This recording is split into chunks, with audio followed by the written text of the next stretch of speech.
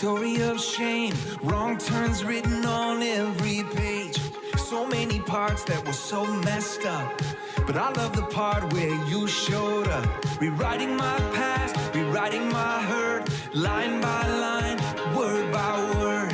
And now my story is living proof. There's not a chapter that you can't use. My story, your glory, my pain, your purpose, my mess, your message. In all things I know you're working. One life, one mission, one reason why I'm living. All for you, not for me. My story, your glory.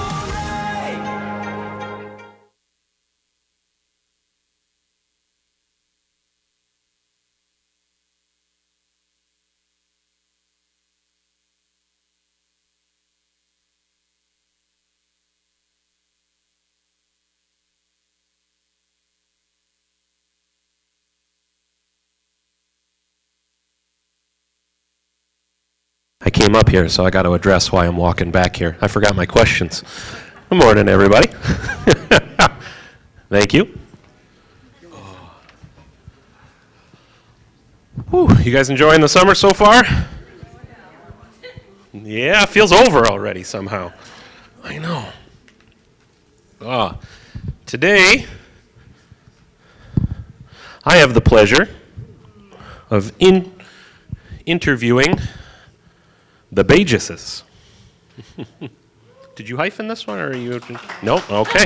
I have to ask. I did a wedding once. I was as a DJ, and they didn't tell me that the bride didn't take the groom's last name, so I kept introducing her wrong, and her family's like screaming at me in the ear from the side. I was like, Sadly, it didn't work out, but it was a friend of mine too, which was a bummer. But that was the story for your guys' questions today, not my story. So, if you guys don't know, this is Gary, a.k.a. Moose. So let's start. I don't know that I've actually ever heard this one. How did you get the nickname Moose? Oh, Lord. There's a little button. Just put that there. So, when I was like 18, I was working. My dad got me a job working construction, and he was the boss. He was the superintendent on a top store, actually down in Olean. And one of the guys that worked for him kept calling me Baby Bull all summer. He's calling me Baby Bull, and he was irritating me. And I was like, why are you calling me that? Knock that off. He's like, well, you're the Baby Bull Moose, and your dad's the Papa Bull Moose. And that kind of, so one of the guys that worked, that went away. A few years went by, and one of the other guys that was working on that job ended up working with us for the first year we started Beaver Creek. So he started calling me Moose. Yep. So John Jones there named me that. I don't know if you know him he's the taxidermist. You say John? In Cancerega, the taxidermist? Yeah. I do know that store. So he started calling me Moose, and it just stuck, and everybody calls me that at work. So perfect. And other places, I guess. It's still, however many years later. Yeah. Yep. Okay, so I am kind of a moose. I spilled coffee all over myself this morning walking in here. Oh, I know that move. Yeah. All of my clothes just get ruined with either bacon grease or olive oil. Just anytime I go in the kitchen, it's bad. Got to get an apron. I have an apron that I got for Christmas, and I wear 8% of the time. I just got one this year. Yeah. See, I always complain I ruin my good clothes, and then. Bacon grease is the worst. Pops right on you. Does not come out. So if you guys don't mind, you take a moment to introduce yourselves and tell me how long you guys have been together now. It's your turn. Oh, okay. Okay, well, I'm Mary Ann, and Gary and I have been married for 5 years. Wow. And we've been together about 8 to 10, I don't know. I've been coming here for about 10 years. So that answers two of your questions. Yes. So Gary and I are an interesting couple because we have 9 children, and none of them are biologically together. So I was previously married and have 4 beautiful girls. Gary was previously married and had 4 beautiful children and added a 5th. So that's how we have our 9. It's our resident Brady Bunch for sure. Yeah. Yeah, there'd be a lot of windows to get us all in there. Yeah. So I've been coming to church here for, I think, 19 years. I was thinking about it this weekend. So I know I got baptized in '07 at one of the men's retreats. We were talking about that. Wow. And I think I was here a year before that, about. So I've been coming about a year. There's only a few faces in the crowd then that have been here longer. I get like that the longer I've been here. I start looking out and going, there's only a handful. But Janet and the Andersons and maybe the Van Dermies. Yeah. Yeah. Yeah, so I guess this is really home church for me. So did you guys have different backgrounds as far as churches go growing up? Yeah. Do you mind expounding on that? Sure. So my parents, when I was born, were part of like a small, I don't know, Pentecostal type church maybe. Okay. And they were doing, I think they were saved, in the 70s and the Jesus The hippie Jesus Revolution, movement yeah. there. And when I was 4, my parents went to Africa, and I came, my dad went first, and then I came with my mom. I spent about 6 months there when I was 4. I did pre-K in Uganda, which is part of the Uganda connection. I know we mentioned Uganda around here a little bit, but it's kind of interesting. Jesse went to Uganda too. A couple times, yeah. Yeah, but then we came home and he had different farms. He wanted to be a farmer, so we were on different places. We went to different churches kind of sporadically. So I never really, when we moved to Canasarega, I was 12, and my mom started going to the Valley Wesleyan Church, and I would go there Easter and Christmas. She'd make me go, and I didn't really like church when I was a teenager. So, and it wasn't until I had Angel that I wanted to find a church. I felt called to. I'd been reading my Bible and. But I felt like I needed to be part of corporate worship somewhere. And I've been listening, watching a lot of stuff on TV, different preachers and stuff, and kind of got really diving into my faith. But then I felt like I needed to be part of a body of believers. So the Lowrys actually, I talked to Adam, Grandpa Lowry. I call him Grandpa. He was part of the Valley Wesleyan Church when I was growing up, and then Adam kind of was working at the shop there, and I was like, "Hey, where do you go to church?" And he lit up. He was running the youth group then, though. So that would have been 2007. I think Troy and I took over in 2008. Yeah. Yeah. So Yeah. he's like, "Yeah, come on down." So I came with the Lowrys. So. Okay. Yep. So Gary and I grew up with very different faith backgrounds, which is really kind of a full circle moment on how I became a member here. But growing up, my parents were both Roman Catholic. So my sister and I were raised with a strong Catholicism background, as in I went through all of the sacraments, right? And later I became the head teacher at our Catholic church in tiny little Canasarega, St. Mary's. I grew up with a very strong faith background. I was blessed by that. And then as I got older, there were a few problems with Catholicism and being a young woman, especially a young mother. I've always really, really had a strong connection faithfully with Mother Mary, and that grew very much when I became a mom. And I was in a very, very awful marriage, and I had never seen anyone get divorced or do that. So I really thought that I was stuck in this place as a young mom. I literally almost died in my first marriage. It was that bad. So to leave that marriage was hard, and I was not able to partake in weekly, receiving the body and blood of Jesus because I was a divorced woman. So I left St. Mary's and would attend St. Anne's in Hornell where they didn't know I was divorced. So I attended Mass there for years, hiding, right? And our priest at the time in Canasrega saw me out in public, and he said, I would never deny you the sacraments. He said, the only time I would deny anyone is if they're like visibly on drugs. He said, I will always serve anyone at our church. So I went back. When Gary and I kind of got together, I had already had a different movement about my faith. I had been giving and giving and giving to my church faithfully.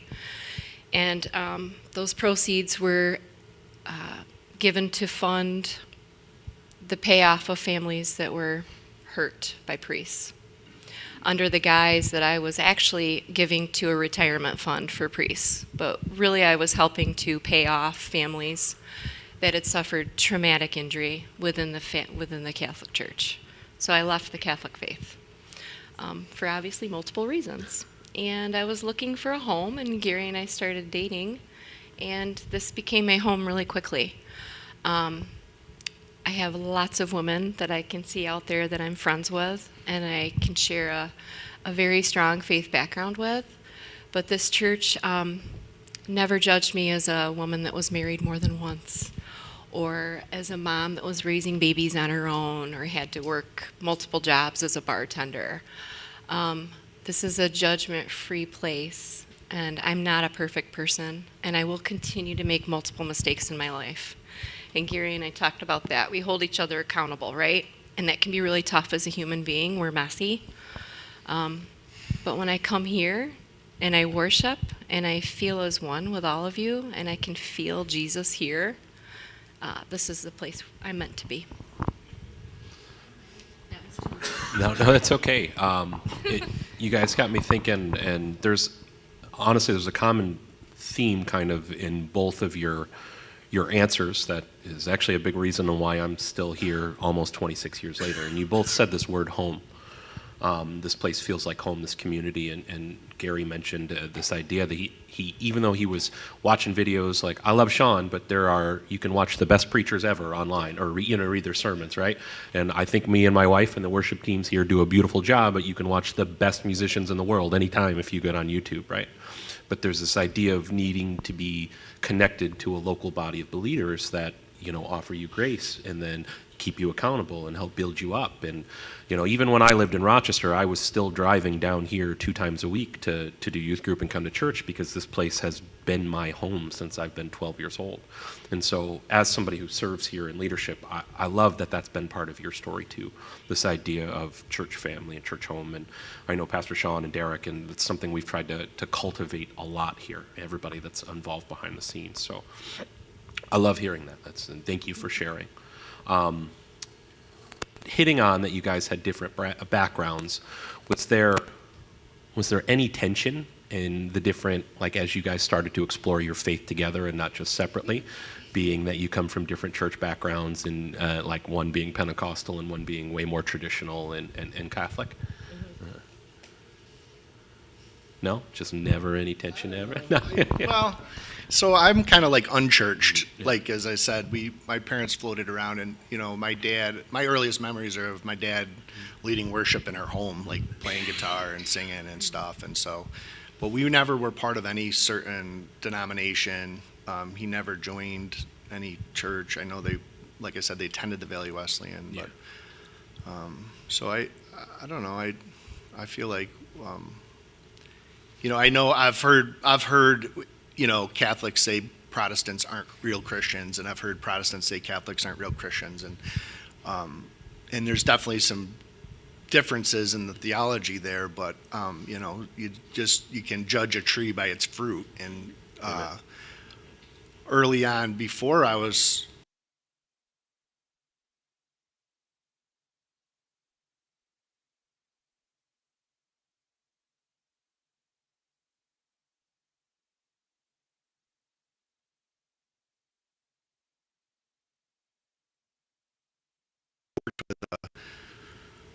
the year Angel was born there, I was working with a Catholic lady that was a little, she's about maybe 15 years older than me, but she was just a lovely woman, and she helped kind of gently guide me along a little bit, you know. She was kind of motherly, and, you know, she did a lot of really good things, and there's a lot of awesome things that I see, you know, Catholics do that are definitely, they're doing the work of the Lord. And so I don't know, and I'm not a theologian, so I never really dug down into any too far, but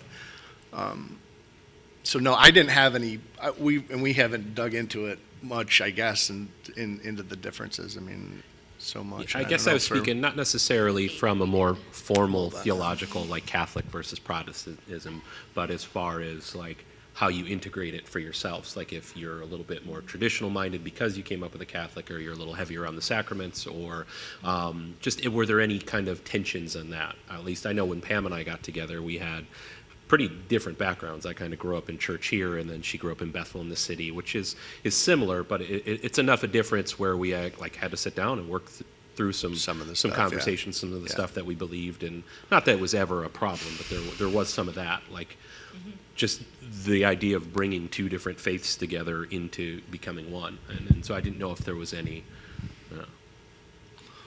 Well, and I guess again, being unchurched, and then this being my church, and then not her being disenfranchised with the Catholic Church, and me not even making an attempt to go there. Like, we didn't really blend anything. She came over to the dark side. Sounded pretty open-handed in both respects. Then, yeah. I don't know. You did used to pick on me about praying my rosary. Some habits are hard to stop, but when I first started attending here, the only thing that I would lament to Gary about was within the, like when you attend Mass, a lot of the songs that you sing are, direct Bible quotes. And so a lot of my faith background, I learned about the Bible through song. And when we first got here, I was like, wow, this is wild. Our kids had a mosh pit over there at one point. Literally, the children were our children. We tried to scoot our kids into the back when they mosh pit, but yeah. So when I first came, I was like, wow, we don't kneel. That's awesome, by the way. There's no stand, sit, kneel. After one ACL get a whole surgery, workout. I'm up and down. It's so like, easy. ooh. But no, there was like those weird fundamental differences, but I never felt lacking. And we did have a lot of conversations about like, I liked to pray before dinner every night, right? And that became something that, Gary also was like, well, yeah, that we should probably thank God for our food every night. Right, and then that leads to kids kind of sharing about their day, and but other than that, I mean, I guess we have conversations all the time about our faith, throughout the day, in the evening, if we're watching a show like The Chosen or Homeland. Gary listens to worship music all the time. I do not when I work out. It's not a good mix. So yeah, I think that really we talk a lot about our faith, but it's sometimes not intentional, it's just accidental.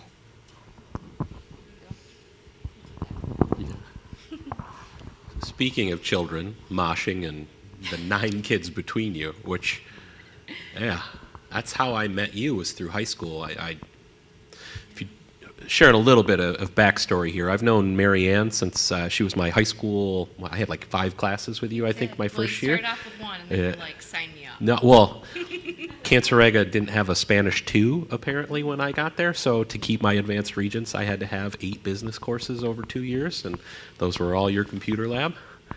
I was never trouble, ever. Not a juvenile delinquent at all, and all the stories were great.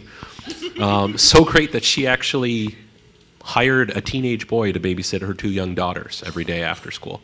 I got wonderful practice for having 2 little girls. In fact, your girls are just about the same age apart as mine are now. So seeing yours all grown up and graduating college and in the Air Force is, yes. Really wild.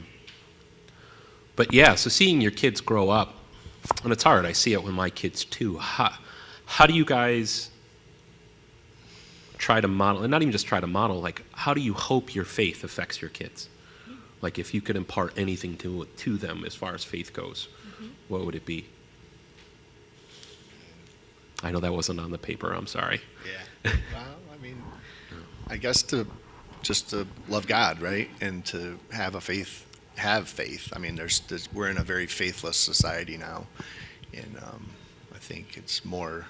I think probably it used to be more common to go to church than not, and now it's less common. And Starting to swing back. and there's a huge movement to discredit faith right now. The whole deconstruction movement, and there's so many lies out there, and all the information is at the kids' fingertips online now. They can hear any kooky theory about anything in it. So I guess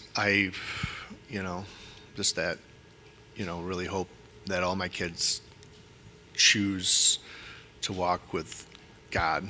They choose it, and they have to choose it on their own, which is hard. We were talking about this the other day about moving from the prodigal son to maybe the loving father. The loving father, and watching your kids make their own decisions and their own, and that's really hard to see them disconnect To and be that go their father own be way, hands and off hoping they're coming home. Like my oldest is 24, and she's spiritual to some extent, but she doesn't want to come to church, and she's not interested in it, and it's hard to even have a conversation with her about it.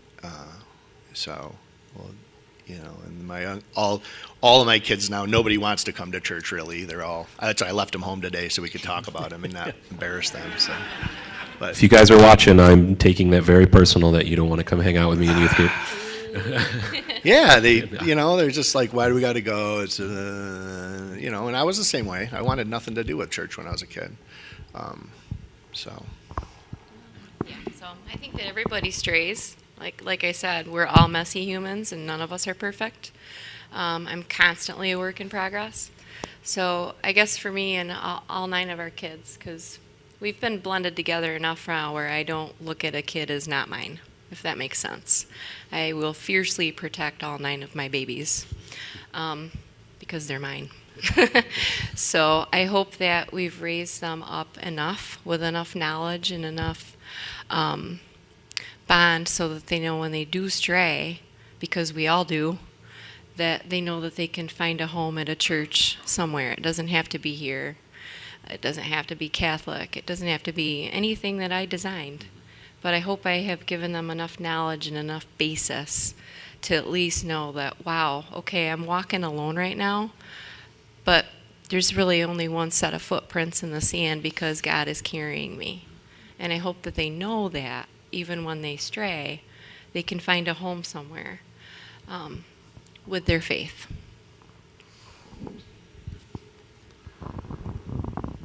Tying this in, I watched Tempe. He's not here. I think his water main broke at his house today, and so he texted me this morning. But he also didn't like coming to church as a teenager, apparently. And Sean shared his, and then you guys. I fell away late teens, but I got involved here as a teenager. It was kind of what drew me in. But I know what brought me back, but this idea of prodigal. Because sometimes we're the prodigal, and sometimes we're the prideful, and eventually we grow to be the father. Like those stories are kind of wonderful that you can read them for over and over for the course of your lifetime, and how they morph and change and still have meaning, 25 years later. But what is it that led each of you back? Because you both had a season of wandering, and I did it as well in my own life. So I'm curious, and that one thing that can help give us hope for when our kids, stray, to know that, hey, you guys found your way back. God can draw us back. So, yeah, I guess I would posit with each of you, is there anything in particular that kind of led you back to the Lord and to church and to the community? I think the birth of Angel, that was the most emotional experience that I'd ever had in my life, and I didn't cry, and I sat there, and I was like, afterwards I was reflecting on it, and I was like, I can't shed a tear. I literally can't cry, and I had this stony heart, so I that was a start for me. I felt called, and my brother Andy was a youth pastor in Bath at the time, and he randomly dumped a whole bunch of Christian music on my computer.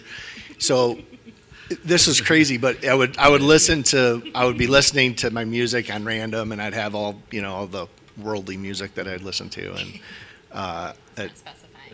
That's okay. no, but like He's trying not to call me out. well, stuff that glorifies the flesh Sure, and yeah. all the naughty things that you try not to do as a Christian, right?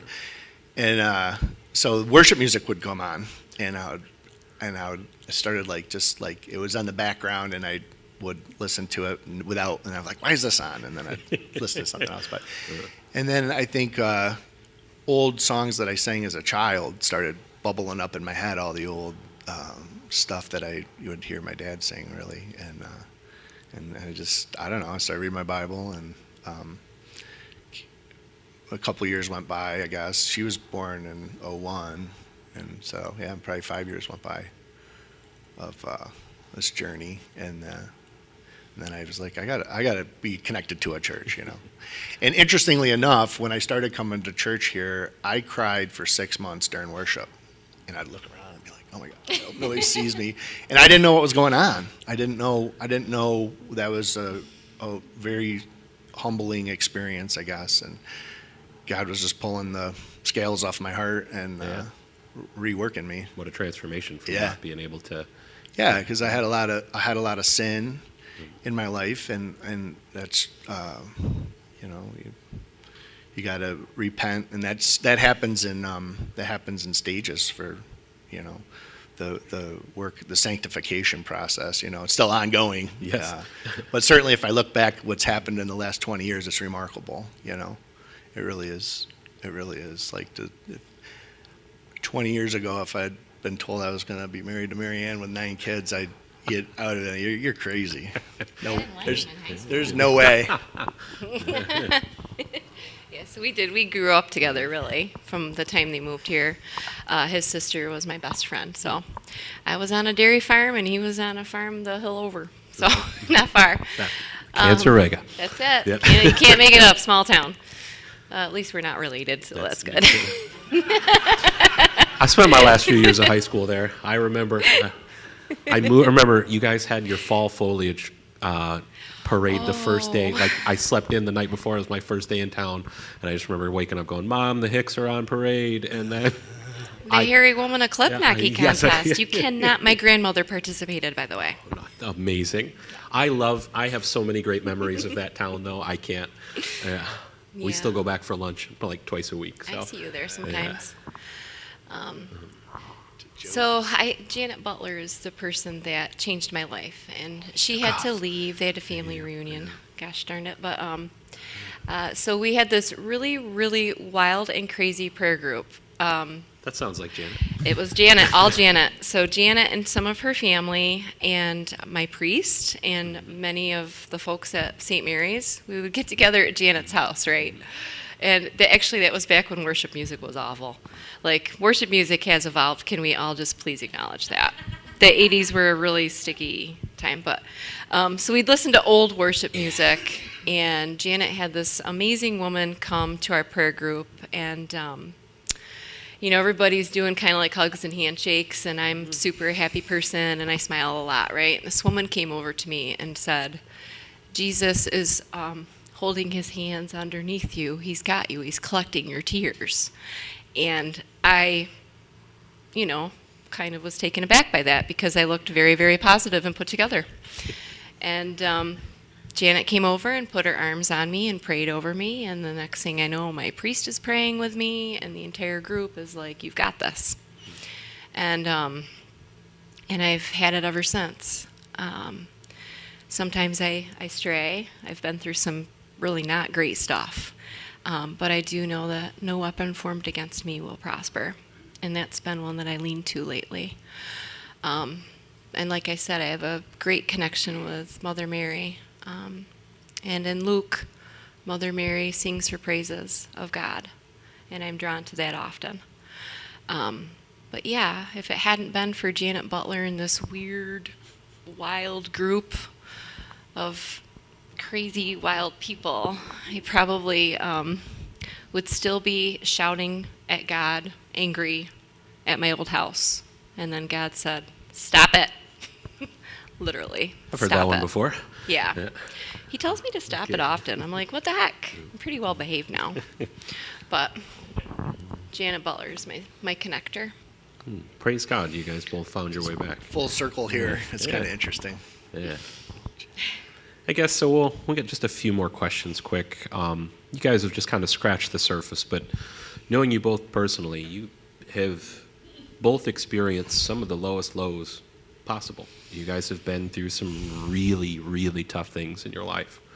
And so I'm curious, is there any particular scripture or story in the Bible that you've latched onto into those moments that have, or even just a moment in there you'd be willing to share and that's helped you get through? Romans 8:28. All things work together for good for those who love God and are called according to His purpose. It's one of my favorites. Yeah, it's a bedrock scripture for me. It's going to work out. You know. Marianne, you have any? we've been tested. Yeah. So I think a lot of my connection with the Bible and reading, one thing that I am always drawn to is Peter asking God, do you love me? And God telling him to, I do love you, tend my sheep. And I constantly get drawn to being reminded that, yes, we've had some pretty awful things happen to our family, our children, and it's hard not to feel attacked. But I continue to try to lead with grace and to love those around me. It's really hard to forgive people that can really, really hurt you, but you can't walk around with that. I'm not supposed to carry that. That's not my load, and I set it down. And yeah, that's it. Yeah, I'd like to just to add to that, once you have faith grows over time, or has for me, my faith has continued to grow. And in those challenging times, leaning into God instead of leaning away makes your faith grow more. And it's also, I can't imagine not having faith in going through some of the things we've been through. I don't know how people do it, some people don't do it. It's kind of the point. But yeah, you get to, when you go through certain things, like having an unfaithful spouse, for instance, and then all of a sudden you read Hosea, and how God loves His church, even though His people are unfaithful. And you don't get that until you've been cheated on, I've always been faithful, by the way. It's not me. That's a fair clarification. Oh, man. Yeah. Yeah. So, or how God adopts us. If you adopt, Sam, we adopted. I adopted him, but Marianne was there during that process, and we talked about it, and she was like, "Yeah, do it." So that you have a different understanding of being adopted into a family when you do that. So. Yeah. Thank you guys both for sharing. Yeah. I'm trying to think of how to close that, but you guys, that's perfect. Now, just a reminder, we'll kind of wrap this up with our announcements. There is no church next week. Derek and I will have a fun video. We'll figure out something this week. Sean said he had something planned, if he's listening, and then after he left, he goes, surprise! And so Derek and I get to figure that out this week, but I got a couple ideas. Thank you guys for listening. Please, if you can, stay around, help us stack the chairs in 6 high, so then we can move them with the cart. And then we will see you in 2 weeks at the church picnic. Thank you guys so much for coming and for listening, and to, hopefully you guys get something out of the Bages story here. Thank you guys for blessing us. Be blessed this week. Have a good week, guys. Bye.